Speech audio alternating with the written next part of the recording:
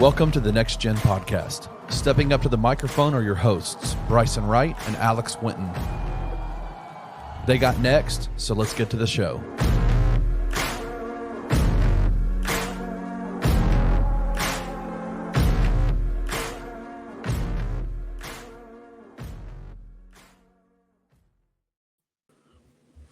What is up, everybody? Welcome into the Next Gen Podcast here on the Bluff City Media Podcast Network. As always, I'm your host, Bryson Wright, and I'm joined by my co-host, Alex Winton. And we got some more Grizzlies news to get to today. I know we talked last week about free agency, stuff like that, and the draft and everything. Only thing on that, before we start, Luke Kennard still hasn't been signed. Not sure what's going on with that. We'll see. They said both sides are supposed to be wanting to do it, but we don't have any new information on that. So, I don't know. You got anything to add? Quiet. No, it's quiet. Listen, I think they're waiting on stuff, but yeah, it's quiet. I mean, I still operate under the thing that Luke's going to be on the roster. That's how I just feel. I just think they're not going to – I think he's going to sign back, especially looking around the market and just like everybody else who's on sign. I just think he's going to get signed. It's just a matter of like when, not really if. Like, I just think, we'll get it soon. I don't know when, but who knows? We'll get it soon from Woj or somebody. I don't know. Woj, Sham, somebody gonna say something. Yeah, I don't know. It's just that's just so interesting to me because I know whenever he opted out, they said that both sides were very eager to get to it, and you would think if both sides were eager to get it done, then it would be done by now. But yeah, exactly. Like we said, we don't have any more information on that for now, so we're going to go ahead and get to the biggest information for now, which is Summer League starting, as this is dropping, starting today. So this is dropping the day of the first Summer League game. Grizzlies are playing the Jazz, and they just announced their Summer League roster. Obviously, you kind of knew some of the guys, Scottie Pippen Jr., Gigi Jackson, obviously, Zach Edey, Jalen Wells, Cam Spencer, all on there. DeJon Jarreau, somebody who played a lot of minutes for the Grizzlies this year. Trey Jemison, Jake LaRavia, which was somebody we were wasn't really sure if he was going to go or not, but I think it is good that he's going as well. And then DJ Jeffries, Kevon Harris, Freddie Gillespie, Kyle Caslin, and Timmy Allen makes his return as well. So that's Grizzlies Summer League roster. We can start with the starting five. Who do we think is going to start? For me, I'm assuming we know it's going to be Scottie, Gigi, Edey is definitely going to start.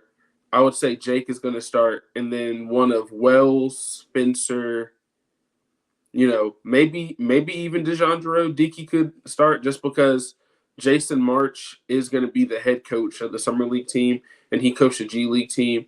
And he played, Dickey played awesome for the Hustle all year last year. So I really wouldn't be surprised if he's in the starting lineup as well, if he does get that spot. But it could be one of those things where the Grizzlies are like, hey, let's get one of the rookies we just drafted as a starter instead. That's something that they've done in the past. So I'd probably lean towards Jalen Wells being the fifth guy. But I think that's a pretty good starting lineup. Yeah, I'd probably say, obviously you can pencil in Scottie, like you said, Gigi, Edey, and Jake, just because those guys are all either first rounders or played significant minutes last year. And I think Wells, like you said, it could be Wells, Spencer, or Jarreau, but I think it'll be Wells off the simple fact of we also got news that he got a guaranteed contract, he's on the roster. So I think that plays a part in it too. I think a guy like him is going to probably start. They're going to want to see they want to get him as much reps as possible, because especially when you got a third guy, young wing on a cheap contract, they want to see what they have. Especially because again, with Spencer, it'd probably be more of a two-way, even though they haven't confirmed it yet. Wells could have I won't say a significant role, but guys are going to miss games. And so back end of the bench is going to play in certain games. We've seen it over the last 3-4 years where guys get hurt. And then we have guys back then it was Guterich playing and, Conchar. Who else was playing? Killian Tilly. There's games where guys would play when we had random injuries out. Guys having, those rest days, quote unquote. So, I think Wells will throw him out there. Yeah, Culver. Yeah. And I think Wells will start. And I just think it makes the most sense because, again, I've been big on, if you're going to start, you're gonna start. I want to have size in my starting lineup and skill and shooting. So I think Scotty would be the shortest person, but everybody else is like 6'6" and above, like, which is kind of crazy if you think about it. And then Gigi 6'10", and then Edie 7'3" and a half, based on or 7'3" and 3/4. My fault. Based on Summer League roster, and that might be without shoes, with no shoes. No shoes, which is kind of crazy. So yeah, I think that lineup's going to kind of look crazy in Summer League. And I think the biggest thing is I think the starters are going to do better than the last couple of years because they actually have point guards out there now. I think with Scotty and Cam Spencer, I think those guys are going to kind of bring a presence. I won't say the Grizzlies hadn't had per se in Summer League, but like it just feels like there have been a lot of times where you had guys play on ball in that starting lineup that didn't need to be on ball. Like they tried to get Zaire reps. And Bane, obviously, they got him reps some years prior, but you would like to still have a point guard out there to, take pressure off those guys where they don't have to create everything. So, while, I do expect like a GG to have some reps here and there on the ball, but, I think having those guys, especially Scotty, who's played NBA ball, I think it'll make the Summer League a lot easier, especially for like a guy like Edie, where bigs are at the mercy of their guard play. So I'm cool with that starting five. I think that's probably what it'd be. And yeah, I think that starting five is going to be kind of great. I ain't gonna lie for Summer League, but watch them like be like bad for like the first 5 minutes, and I just start laughing, and then they'll pick it up. But yeah, well, I mean, you'd expect them to be pretty good, and I think the number one reason I say that is because a lot of these guys actually played pretty significant minutes during the regular season because of all for sure, and all this stuff that happened. Mm-hmm. We looked it up.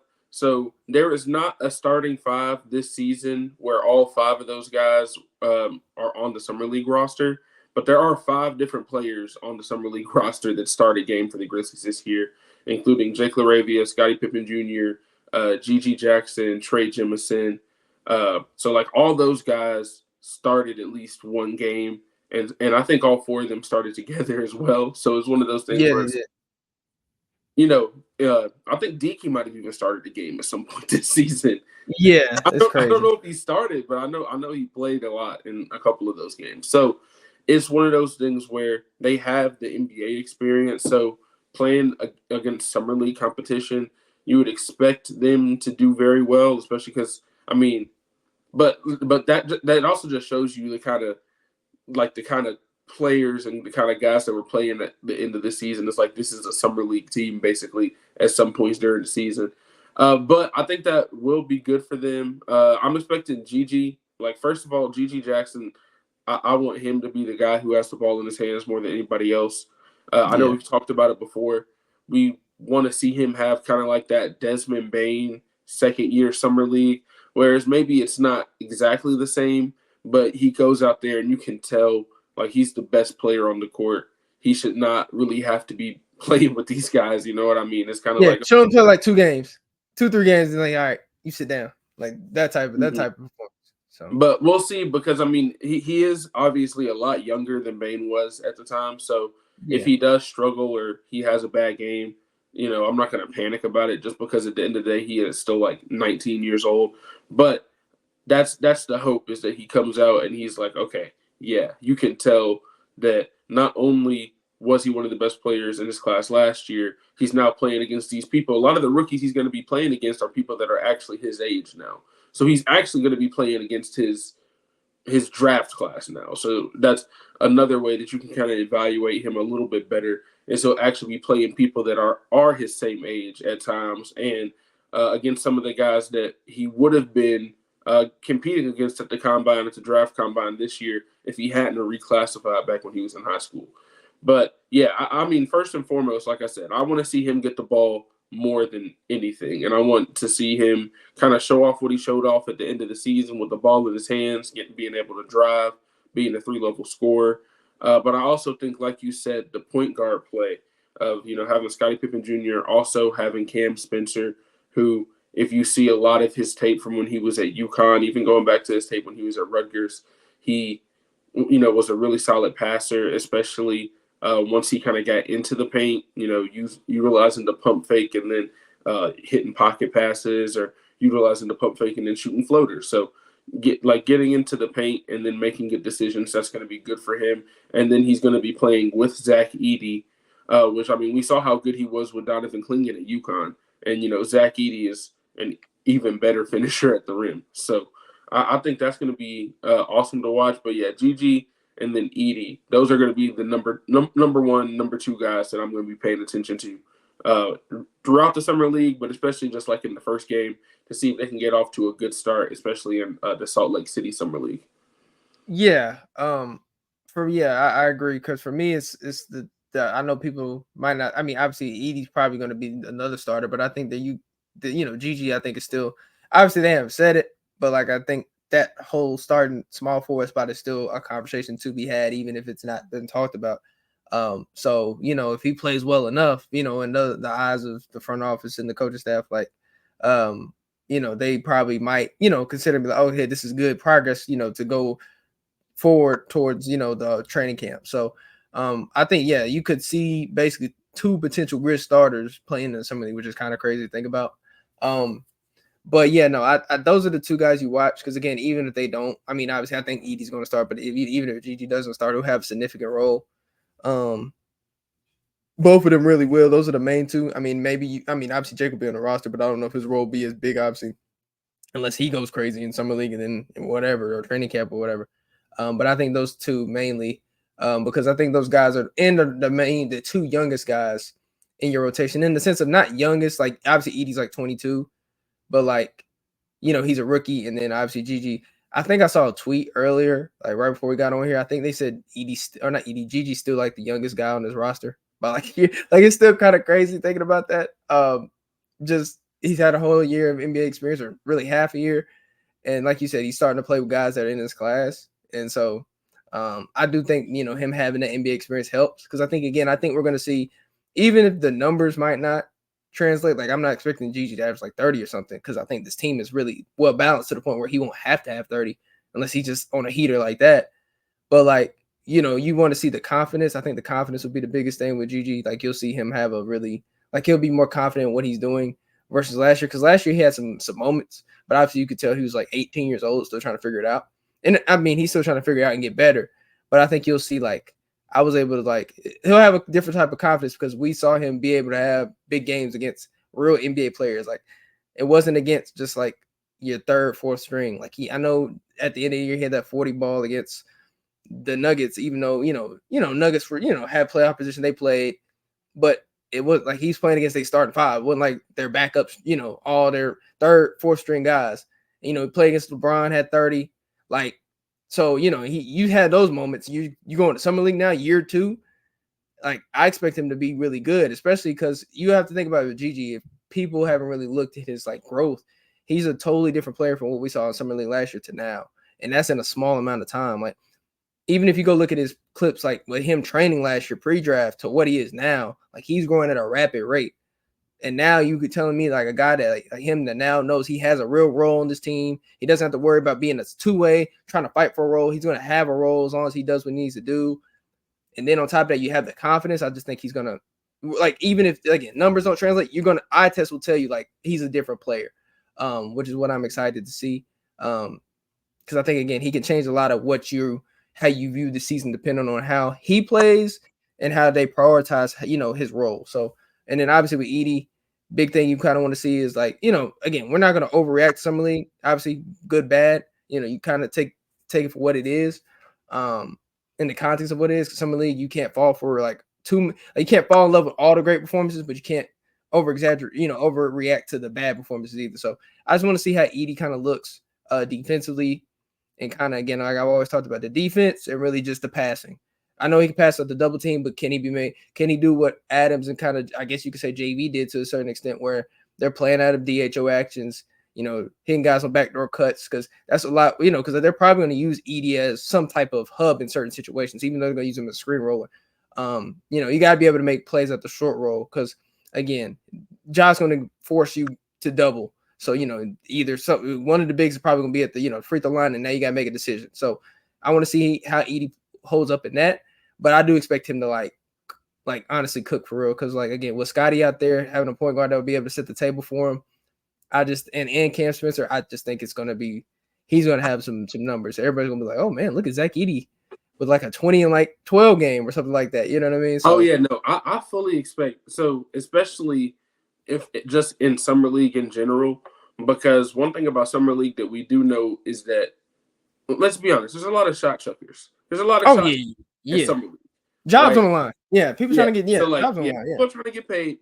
Shots are going up. So you got a 7'4" dude. He's gonna be dominant on the glass, and I think on the offensive glass as well, because I think we are gonna see, like, summer league is a time for people to experiment. We might see, GG, Jake, all of these guys probably taking some tougher shots than you'll expect them to take during the regular season. Step So back threes, side step yeah, threes. yeah, all that kind of stuff. So I think like him being there as like an offensive rebounder first and foremost is going to be the biggest thing, and just being on the glass in general, I think he's going to dominate that portion.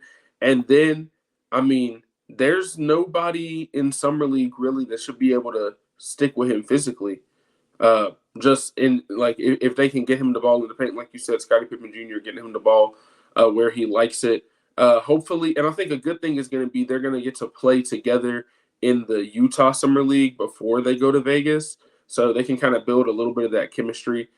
So I'm not really expecting like the first game, the first Utah Summer League game, to be really pretty, like a really pretty basketball game necessarily, Oh, because it's like, yeah, the first time they're all coming together. But I think, they're going to have those 3 games playing in Utah, and then they'll have the 5 or so games playing in Vegas as well. So by the end of that time in Vegas, I think they'll be a much better team. And I think that it'll be better for like Edie and all those, and like Edie, Gigi, all of them playing with Scotty. I think that's going to be really good for them. But yeah, like you said, Edie, number one thing I'm going to be looking for is how does he do defensively as well.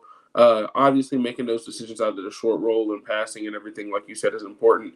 But I really think the defensive side is where, if there's any concerns, that's where, people have talked about it, if teams are going 5 out or something like that. And I think he can really, obviously people will still have questions going into the season, but if he comes out and dominates on the defensive end in Summer League, I think everybody's going to feel a lot better like that. And that's one way to, even if he can't shut down that narrative completely, he can at least quiet it down into the regular season, and do the same. So, but I'm expecting him to really dominate in Summer League, just because it is similar, like, competition level to college. Like, it's a little bit higher level competition than college, obviously, but in terms of like the size of the other centers you're going to be going against, a lot of teams are a little bit undersized when it comes to summer league. Uh, but we'll see like what they try to do matching up with him. But I think he's going to have mismatches in every game, right? yeah. Just and that's just how it's going to be naturally for him. So we'll see if they play through him a lot more. And I think having a guy that you can play through, that's like a big guy like that in summer league, is really good. And I think it'll lead to them winning more games, because usually those teams in summer league that are good, they do play through, like, the bigs and stuff like that. That's why Kenneth Lofton Jr. has been having such good summer leagues when he was on the Grizzlies the last couple of years. They really played through him in the post. I'd expect them to try to play through Edie in similar ways. Edie's not going to step out from behind the arc or anything like that. Most likely, we might see one or two, just because it's summer league. We might see one or two, but I'm not expecting him to shoot the way that Junior was. But I think getting him the ball in the post, I think they'll run a lot of that same kind of stuff. Yeah, and I will say they do play Utah tomorrow, and that I think Kessler is on the summer league squad, and obviously he's an NBA player, so that'll be interesting to see if he does play that game. And basically you can see how he matches up against a guy with like real NBA size. Obviously Lawson's on that roster too. Like they're gonna have a lot of NBA players on that Utah roster. So it's gonna be kind of good to see how he matches up. But yeah, defensively, like you said, if you could kind of, I guess, quiet the narrative about him in terms of his defense.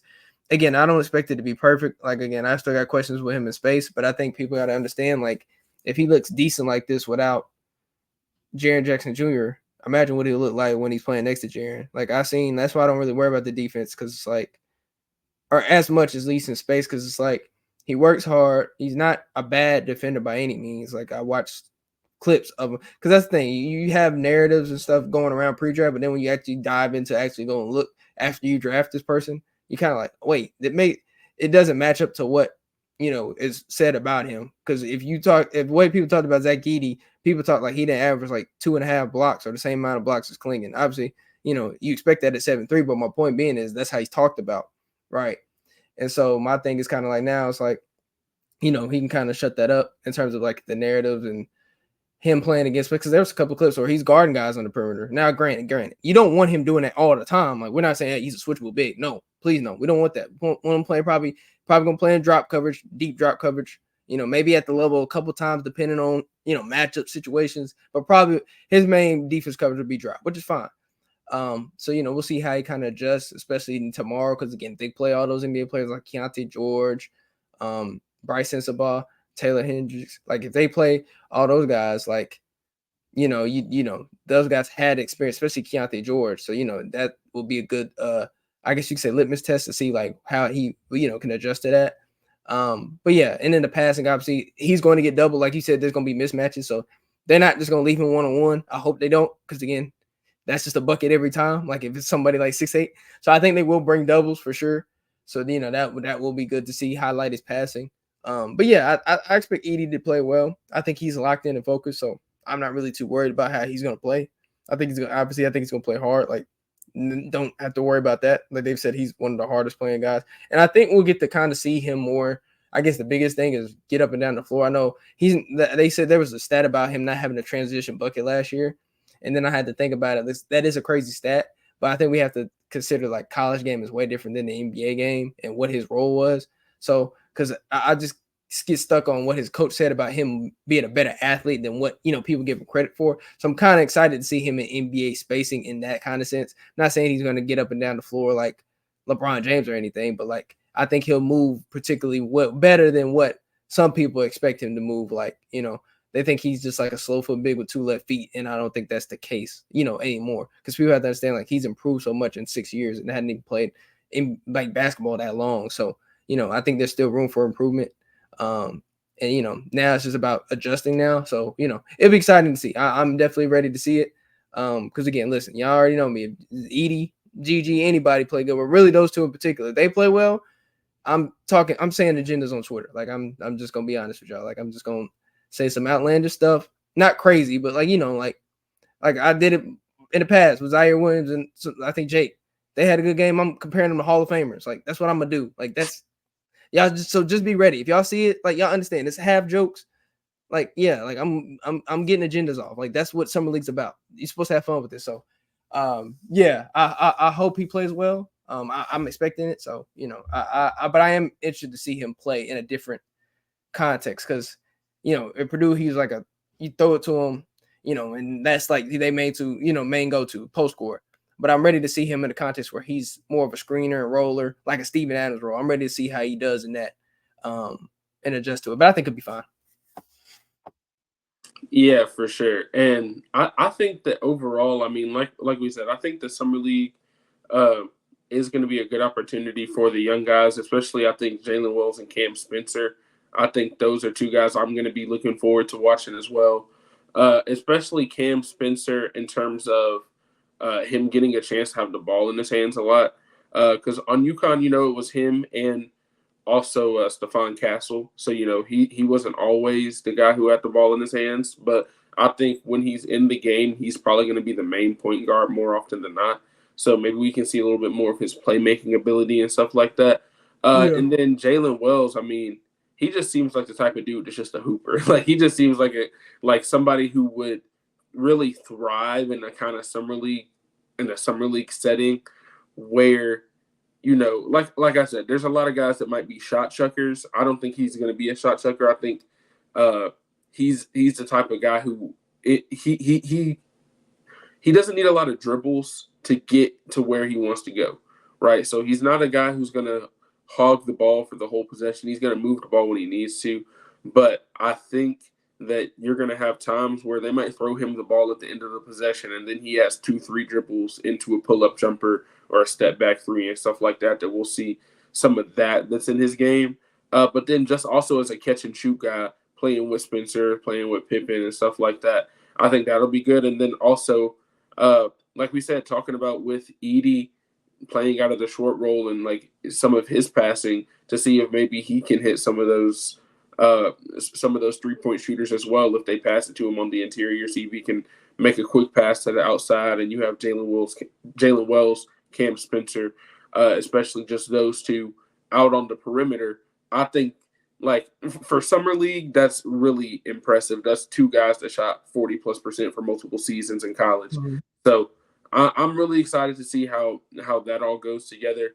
But yeah, the first game, obviously, like we said, they're going to be playing the Jazz, who I'm excited for the Lofton versus Edey matchup. I think that's probably what we're going to get, along with possibly Kessler. Like, I think that's those are two guys that, one, I think Lofton will continue to test him on the interior in terms of like battling somebody who has really good footwork and stuff. I know he did play against DJ Burns as well back when he was in college and in the Final Four. So it's kind of similar to that, but I think Lofton's a little bit better. And he's more refined, more polished, has a little bit better of a jumper. So I think that'll be good. And then, like we said, Walker Kessler is somebody who's played NBA games, and he's going to be on the Jazz's roster. So, and he's a guy that has legit NBA size that he'll be going against to see if he can dominate against another guy who's a 7-footer, kind of like he showed against Klingon in the national championship game. So, a lot of stuff to look forward to. Like, I'm really excited. I'm really excited for Summer League in general. I should be able to be out there for like 3 of those games. Won't be out there for the whole thing, but I should be out there for at least 3 of those games. So I'm excited for that as well. And then just Summer League in general, like, the atmosphere is awesome. If you haven't been able to go before, I would highly recommend anybody who's listening to try to go at least once if you're a big basketball fan. Because, I mean, the tickets aren't bad, and it's general admission. You can buy a ticket for 1 day, and you can go to 6 games, right? And it's like, maybe you don't want to do that the whole time, but if you just want to pick 3 or 4 days or 2 or 3 days where you want to go, like, it's really worth it. Yeah, no. I highly recommend. I got to get out there one day for sure. Try to plan ahead, especially like for a really good draft class. But yeah, I'm excited for Wells and Spencer too. Just again, like I said, those guys will have roles. Like, obviously, or Wells is on the roster, so he'll have some type of role. I guess I'm excited to see him kind of like in the same role he was in Washington State, and obviously even Sonoma State. You go look at his numbers. I think we'll see a lot more of what his real whole game will be. Because again, we look at the highlights and it's cool to look at, but like I'm ready to see games of him, of guys that we haven't even seen. Like Cam Smith, I'm familiar with. I watch UConn games. Like I know Edey a little bit, like, but in a different role where they're in NBA concepts and systems and things of that nature. I think it's going to be interesting to see. I think Wells will, like you said, he doesn't take a lot of dribbles. His game is very scalable, so I think that's kind of the biggest thing is. I think he's gonna play well regardless. And I think again, even if he's not shooting the ball well, I think he'll play well anyway, just because I think you go look at his numbers, like he had a couple years where he was a really good rebounder. Obviously his assists weren't crazy high, but he had a couple seasons of like 2 assists, or like one season like where he had 2 or averaged like 3 assists, another one where he averaged like 2.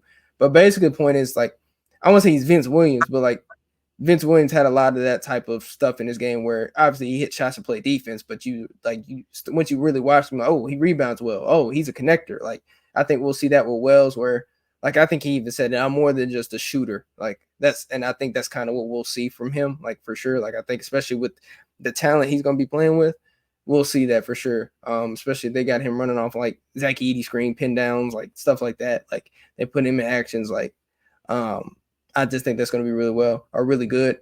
And then obviously with Spencer, like you said, he played with Castle, but also played with Newton too. I think Tristan Newton. And so that's another 2 guards that are taking the ball out of your hands. So, and at UConn, they're not just going to, let you just like cook like that per se. Like Hurley has a system and and it's about just basically moving the ball and things of that nature. So his assist numbers might be like not wow you, but I think again, like you said, in this situation, you have the ball in his hands more. Like him and Scotty are like the de facto point guards in a sense. So like everything's gonna run through them. I'm pretty sure. First unit, second unit. So I think obviously when you have that going for you, I think we'll see a little bit more of his passing. And obviously, so like I said, NBA spacing, I think that's really key too, or really going to be exciting because now you don't really have to I won't say worry about it, but now you really get to see him in a different light. And I think his scoring will kind of be highlighted by that too, because again, like you said, 40% 3-point shooter, right? So like now, depending on the lineups he's in, teams are really gonna have to pick their poison. Like especially if Gigi's playing well, Wells is playing well, and we didn't even mention Jake LaRavia. If he's playing well, like you're gonna have guys that are all making shots with size now, and then you got an Edie pick and roll. Like you gonna have to make some choices, because if Edie's rolling, you're gonna have to tag the roller. Like so somebody's open. So like you're just gonna have to pick your poison if everybody's playing pretty well and they're running the offense smoothly. So yeah, I'm excited. Honestly, I really am excited. This is probably the most excited I've been for a summer league in a minute, probably since 2019 or 2020. And I want to say this is the most rostered players they've had, like in terms of like players that are actually on the roster since that time. Honestly, if I think about it, I can't really remember. I didn't look it up, but it just feels that way. Just because those 19, 20 years you had Clark, then the year after that you had Bane, you had Zaire, you had Santi. Like, so I think this is the most we've had in a minute where you had a lot of roster guys under contract. So, I am excited to see, because again, they're going to be part of this roster and they're going to play a role, even if it's not significant, because they're going to play. Like, that's just what it is. Like, they're going to have a chance to play. They're going to have the opportunity. That's the NBA season works. 82 game schedule, long season. So they're going to have opportunities to prove their worth in a sense. So, yeah, I'm excited for sure. I'm definitely excited. Yeah, and then we said Summer League is starting as the day we're dropping this. First game, 8 o'clock Central. 8 o'clock Central time against the Jazz. So that'll be exciting to watch. Be ready for all things Summer League. Really, the next 2 weeks is going to be really exciting. And then I always say, the off season doesn't really start, I feel like, till Summer League is over, because it feels like, it goes straight from the NBA Finals to the draft to Summer League. And then after that, we'll have a little bit of a break. So then we got Olympics this year, though. Yeah, think about that. Yeah, I mean, obviously Olympics this year, so it's even different. So there's even more coming this year. So there really isn't much of a break in terms of the NBA season. So yeah, I'm excited for Summer League. I think that we will see some good performances, obviously from Gigi, from Edie, hopefully from Wells and Spencer as well. And then, Scottie Pippen Jr. is going to be auditioning for, some real minutes as well, as a guy who, goes into the season as probably your third point guard, but based on what goes on with Marcus Smart, whether they decide he's going to be the starting small forward or he's going to be kind of like a backup point guard, you might see him play more than you would actually expect, especially if he plays well in Summer League. So, it's big for a lot of these players to get these opportunities. And then hopefully they'll be up for the challenge. But we do have to move on, because the other big Grizzlies news that came out today is the new coaching staff. And there's been a lot to talk about the Grizzlies assistant coaches, because it was kind of clear that a lot of them weren't coming back, but there had not been a lot of, final say from the front office, or Grizzlies PR hadn't come out and said, these people are gone, these people are in. We knew that Noah LaRoche was being added to the assistant coaching ranks. And then before today, we knew that Tuama Sisalo, who is one of the best EuroLeague coaches, just came off of winning EuroLeague Coach of the Year and a EuroLeague championship. And his team had an offensive rating, I saw this, 126.8. That's which crazy. if you're not big into those kind of stats, I'm just going to say this: it would have been the best offense in the NBA this season. Yeah. So definitely knows what he's talking about when it comes to on the offensive side of the ball. And then we found that out, and that was like a big story, especially for and then hearing the way that everybody in the EuroLeague kind of talked about him and talked about how big of a deal it was that he was leaving, especially to be an assistant coach. Because a lot of people, this is the type of dude that is going to be a head coach in the NBA at some point.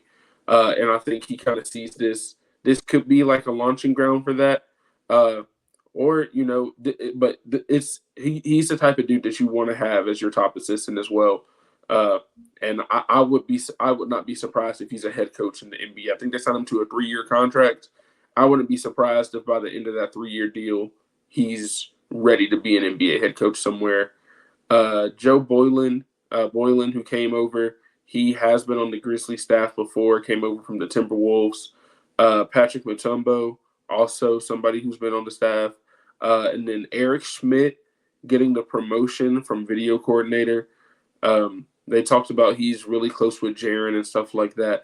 So he has a good relationship with the players, and he gets the promotion. And also Jason March, who we talked about, who will be coaching the summer league team, has been the longtime coach of the Memphis Hustlers and a great job down there. Some people have even said that his out of timeout plays and stuff like that for the Hustle have been on par with Taylor Jenkins, and the way that he's really developed those players, the way he developed Gigi, especially early in the year. He's gotten some credit for that. And then also, they'll still have Anthony Carter. Anthony Carter's still going to be there, and that's going to be a big thing because I think last year he was a really a super important part of the whole player development thing.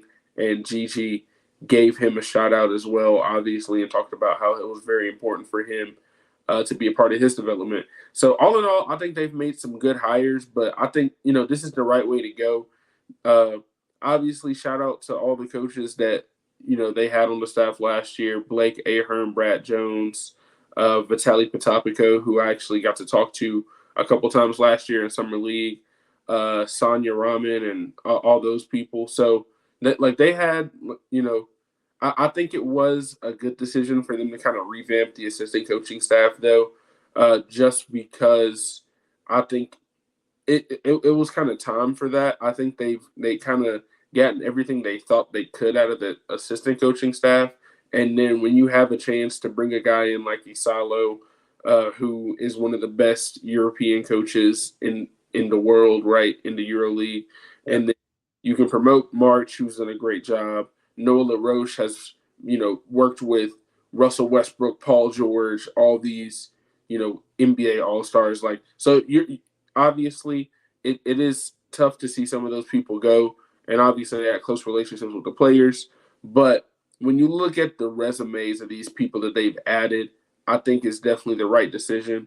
And I'm excited. I'm excited to see how the coaching staff kind of works together next year, and to see if we have any new, new modern offensive sets and some different things than we've seen in the past, just with the addition of all these people. And then on the player development side, I think it'll continue to be good. So yeah, I'm excited for the coaching staff. I think they've made some good hires in this group. But yeah, I think they made the right decision to kind of move on. Yeah, no, I guess I would agree. I think, again, obviously there was a lot of, I don't even know how to say it, a lot of chatter, hoopla, whatever you want to call it, about the Grizzlies assistant coaching staff. I remember Mark Stein, I think, reported that the Grizzlies were going to change their staff around a lot. I think that's even before they hired Nola Roach. I think that might have been before that or right after. Either way, it was early in the process. And obviously with the Grizzlies, you know how the Grizzlies work. They're quiet until it actually happens. They're always quiet, always will be. That's just their own brand for them. So people was talking about their coaching staff, who they were going to hire, and all this stuff about they're hiring guys that are taking things out, all that just stuff. People were trying to talk about, right? And who's going to be back, who's not. Obviously, they brought basically they got 4 guys they're familiar with. Obviously, St. Andrews, who was here last year, he's brought back. Carter brought back. March promoted. Smith promoted. So they got some guys, but then you also got guys that have significant roles, like LaRoche, head of player development. Thomas, lead assistant. I think that's or Tomas, lead assistant. I think that's kind of you have defined roles for these guys. And I think that's a big thing, especially for the player development side. And also a big thing, I think, shout out to Sean Coleman was talking about, you can tell, they're basically getting guys that are good offensive minds and good player development minds next to Jenkins. And I've been, because people have talked about the offense since his tenure, the start of his tenure, basically, in the sense of saying it hasn't been as great or it's been very average. And again, I think it goes hand in hand, right? I think half of it's the talent, right? Because again, hard to be a really good offensive team in today's league when you're basically been bottom. I think the Grizzlies have been bottom 10 in 3-point percentage every season of the tenure. And a lot of that, again, you're getting open looks, but again, like they just don't hit them because they don't have the talent. And then on top of that, I think some of it has been because of the staff where they haven't been able to run. And for me, my biggest thing is I always say with offense, just run your stuff through your best players. And that's not saying they got to score or shoot the ball every time, but I'm saying get them involved in actions that open up things for everybody else. And I think we saw a little bit of that last year. But even in spite of that, I think you could still add little wrinkles here and there. So I do expect the offense to kind of basically look the same, but I think there will be a little bit more differences in it'll be like subtle differences. Like I don't think they're going to revamp their whole offense because basically a lot of NBA teams run the same offense, like 4 out, 1 in, 5 out. Like it's going to be the same thing, but just it's going to look a little bit different. It's going to be their version, of it with the Grizzlies because of this personnel and also just personnel from a player's perspective, but personnel from a coaching perspective. And I am excited because I do think, obviously, as the roster stands, I think you get Luke back. Well, I'm this in my mind, you're getting Luke back. I think this is probably the most offensive talent they've had from a shot making perspective and just from a lob, like all that size, shooting, athleticism. Like it's probably the most talented they've had. So I'm excited to have that with probably arguably the best coaching staff they've had to this point in terms of accolades, if you're looking at resumes. So I do think that's a really big thing. But yeah, shout out to guys that got, promoted. Obviously, with March being being a hustle coach, well deserved.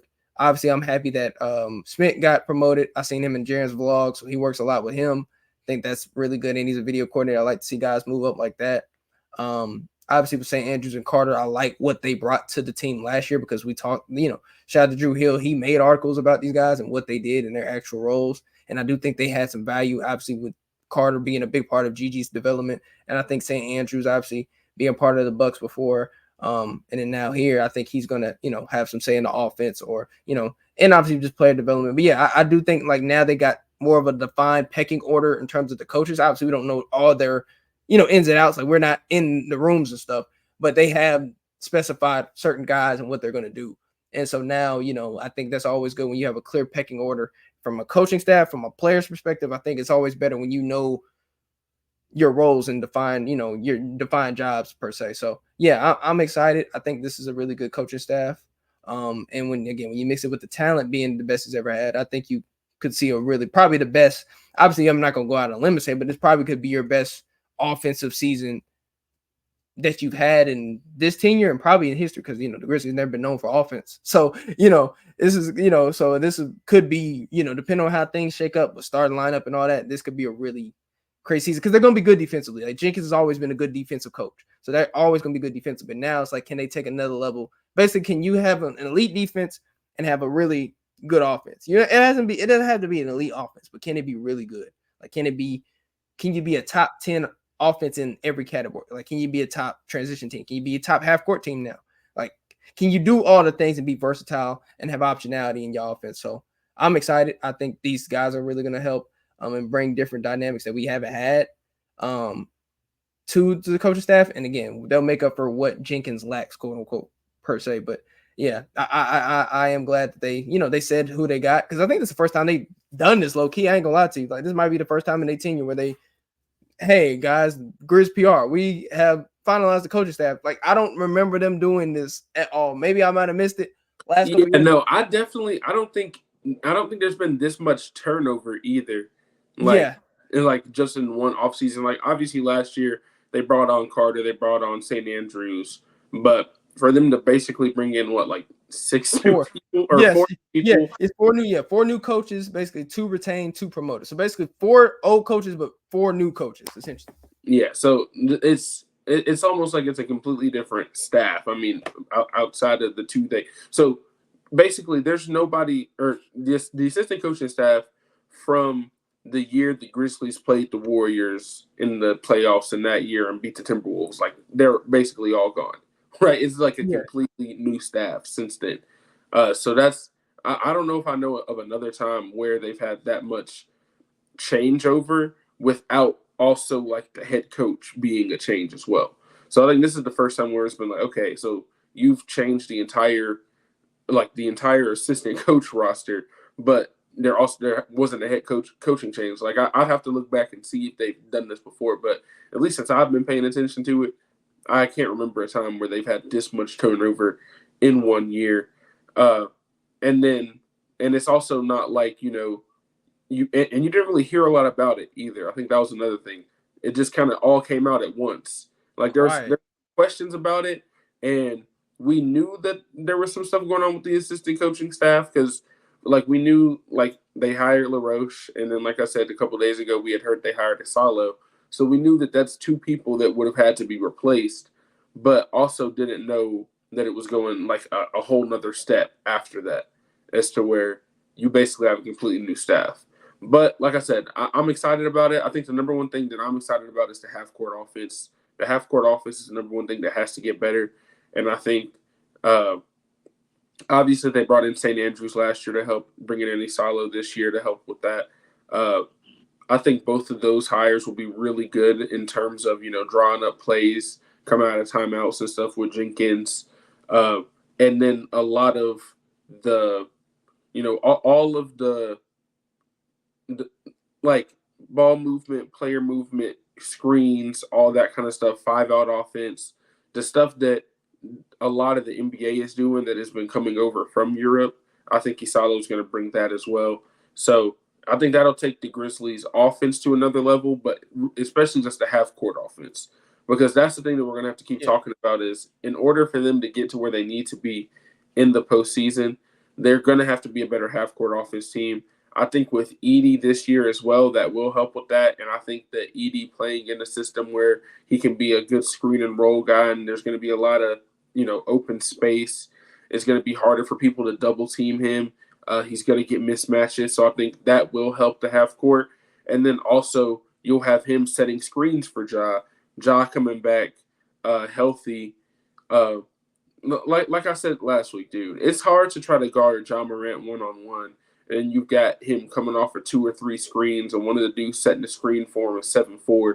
Like, that's not easy. He's gonna get a lot of wide open looks at the basket, and then he's gonna draw a lot of attention. He's gonna get a lot of open looks for Bane. So I think just all of the stuff that I think that they want out of the half court offense. I think adding Edey, adding Wells, adding Spencer, like those guys will help as well. So I like now that I hear about the assistant coaching staff's hires as well, I think it does also make me even more excited to see what happens with like the rookies they brought in.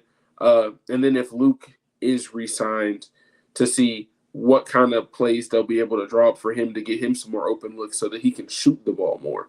Right? That's the number one thing I want for him. I want him to shoot more. So as long as they can get him open looks, assuming that he is going to be re-signed, that like as long as they're getting him open looks and they're getting him to let it fly, like that's the number one. That's another thing I need from the coaching staff to really emphasize that with Luke. And then I'll have to go back and obviously this stuff has just come out the last days. We'll have to go back and look at some of these EuroLeague games to see what kind of stuff they're gonna have, like Jaren and Ja and Bane running to really do like a deep dive into that kind of stuff. But like I said, from everything we've heard coming out of Europe, Isalo is like a genius in terms of his offensive mind, and it's not going to be long before he's a head coach. So those are the type of people you want on your coaching staff, though, guys that you expect to get a head coaching job very soon because they're just that good. I think that can be a good dynamic, and also will push Jenkins to be even better as well, because you have another guy who is basically, he's basically a head coach. He's been a head coach before in the EuroLeague and won championships. So that should push Jenkins to want to be even better as well as he continues to go this year. Yeah, iron sharpens iron. That's why I ain't really worried about it. I know people talk about, people got their little narratives on Twitter talking about like Jenkins got the hot seat, this and that, blah, blah, blah. And I'm just like, okay, that might be the truth. But even then it's like, they, players to rock with him, this and that. But point being is, from that aspect, they're going to bring in coaches that are good, and they're going to help him get better because he wants to be better. Like iron sharpen iron. Like you want competition. Like that's what it does. That's the whole point of competition. You don't want it to be easy. You know what I mean? So, but yeah, I'm excited for the staff. Again, for me, a lot of it comes down to the talent that you could potentially have with the staff.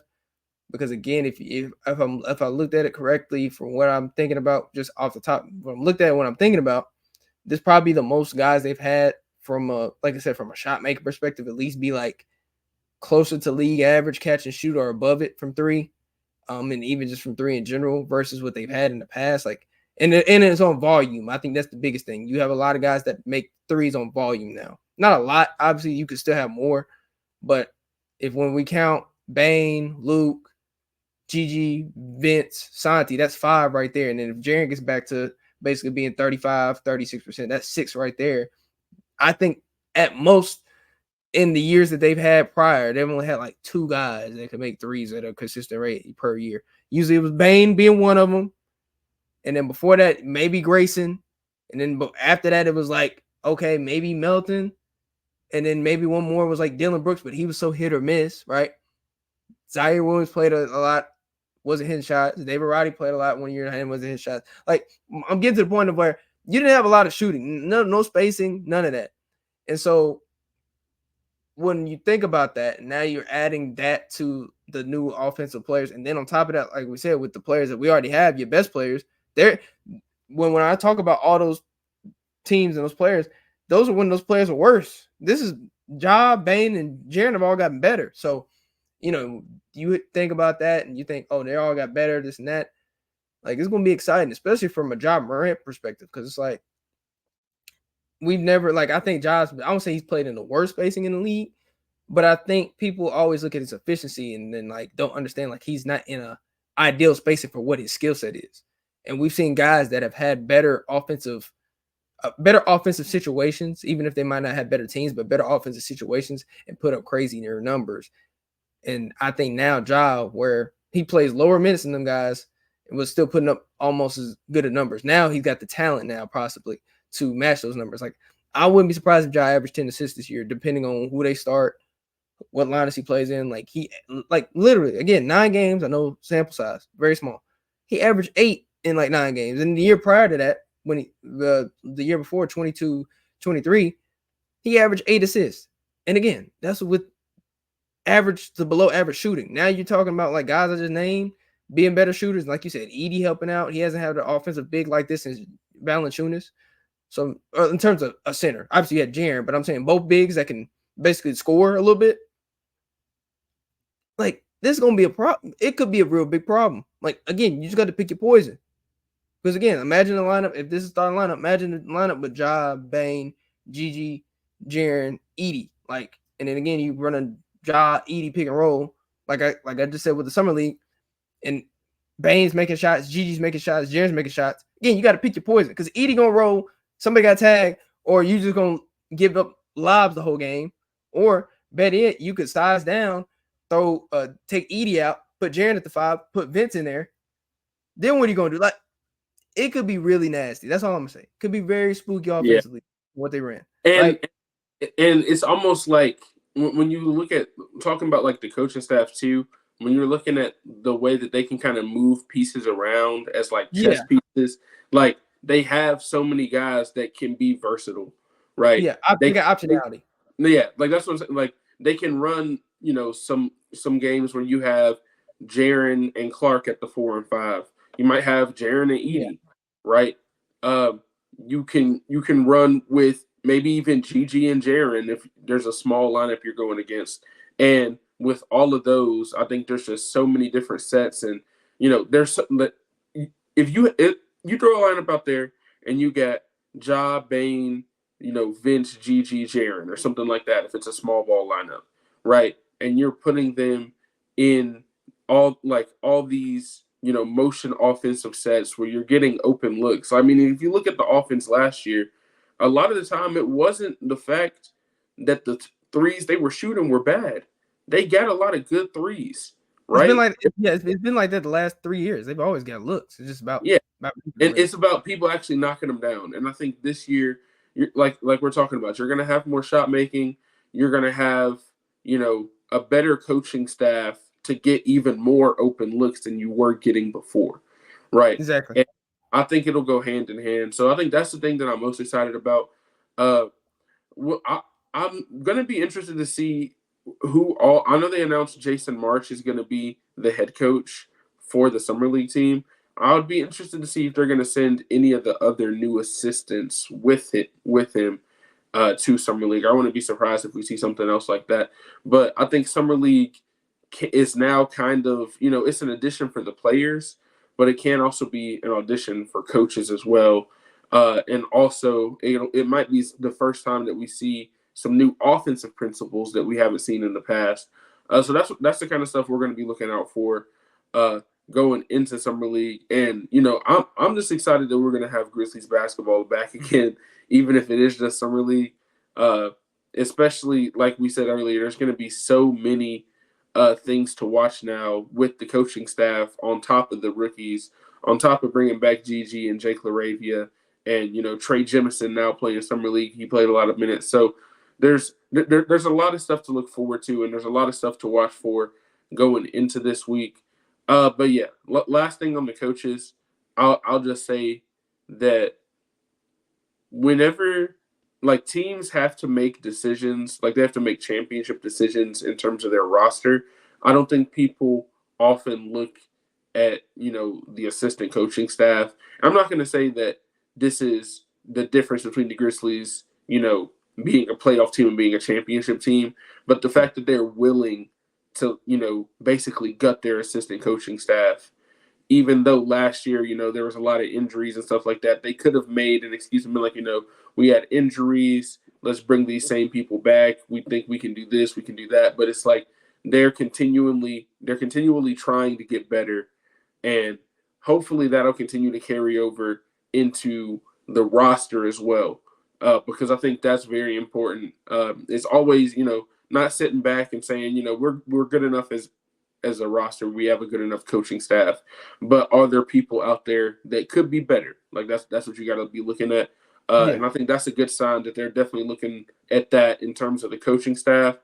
So I will give a shout out to the front office for that. Yeah, no, I mean, again, I think that's a big thing.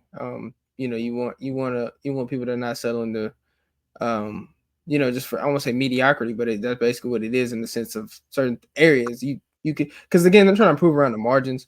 Obviously, they haven't done them a lot roster wise differently, but they feel like these type of hires can help them improve the guys that they basically they're hoping that these hires help the guys that they're banking on to be good, because as the roster stands, they're banking on I still not too many young guys, but they're banking on basically 3 to 4 young guys in your main rotation being really good right away. And you need guys that are really good at player. And not only that, you're banking on the back end of your roster to develop too at the same time, right? Because again, how the new CBA work and this and that, you're going to get expensive. So you need guys like Jalen Wells, Jake LaRavia to show some promise, because again, if you got to trade some guys in your main rotation now that make a lot of money, guys got to fill in. We've seen other teams do that now. So, I think that's the biggest thing. And I think, that's really what they're banking on. And I think these guys are going to help a lot, for sure.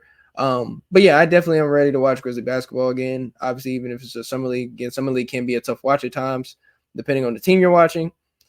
So again, hope a lot of these guys play a lot of these games, at least NBA talent per se, quote unquote.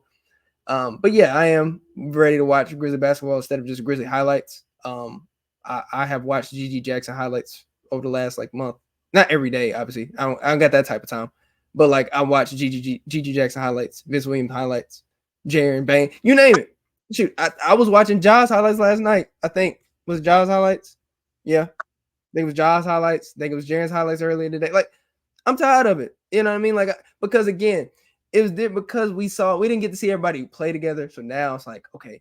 And then on top of that, like I said with Gigi, he probably done got better since the end of the season. So now we get to see what he looks like now, and that could be exciting now, because okay, now this version of Gigi looks different than the one we saw with Bane and Jan at the end of the year.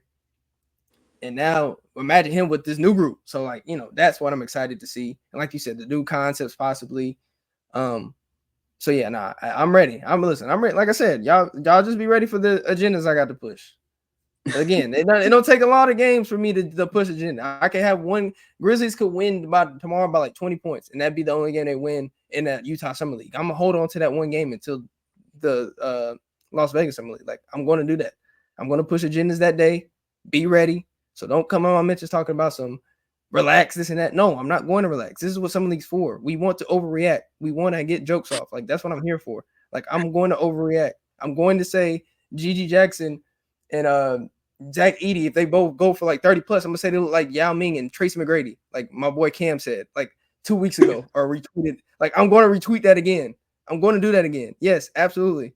So be ready for it. But yeah, I'm excited. All seriousness, I am very excited for the Summer League because, again, like I said, this is the first time we've seen a lot of this many guys on the roster be on this team, or on this many guys be on the same Summer League team and all that, and then guys that you could see play a significant role like right away. So I'm ready. I'm ready for sure. Yeah, no, dude, Yao Ming and Tracy McGrady is crazy. Yeah, listen, it's not realistic, but it's just agendas. That's all it is. It's nothing personal. It's just agendas. Yeah, no, that is funny. And I'm also another thing I'm looking forward to in Summer League is I want to see who's going to be coming and sitting on the side for the Grizzlies again. Last year, I felt like the entire team was at that is crazy. Yeah, I forgot all about that. Yeah, they do that. Yeah. So we're gonna see who's there. I'm sure if Zach Edey starts going crazy, we're gonna see a Jaren Bain, maybe even a job. We might see job back. Brandon Clark. Clark. Shoot, we might look. We need to see if we'll see Luke Kennard. Maybe he'll sign his contract by the time he's out there. See if we'll see Luke Kennard out there. He was there last year. John Conchar, he'd be at the games. Like, I feel like the whole roster comes to the Summer League game. So that's something I'm also looking forward to. Well, half the roster on Summer League. That's the thing. That is true. Yeah, half the roster is playing in Summer League, or at least is either playing in Summer League or just get out of Summer League like last year. Exactly. So yeah, that is kind of true. But like I always say, I appreciate everybody who listened to this week's episode of the Next Gen Podcast here on the BuzzFeed Media Podcast Network. As always, I'm your host, Bryson Wright, and I'll join by my co-host, Alex Winton. And we will see y'all next week where we will have all things Grizzlies Summer League. We should be ready to start Las Vegas Summer League by the next time we drop an episode as well. Yeah. So we'll see y'all next week.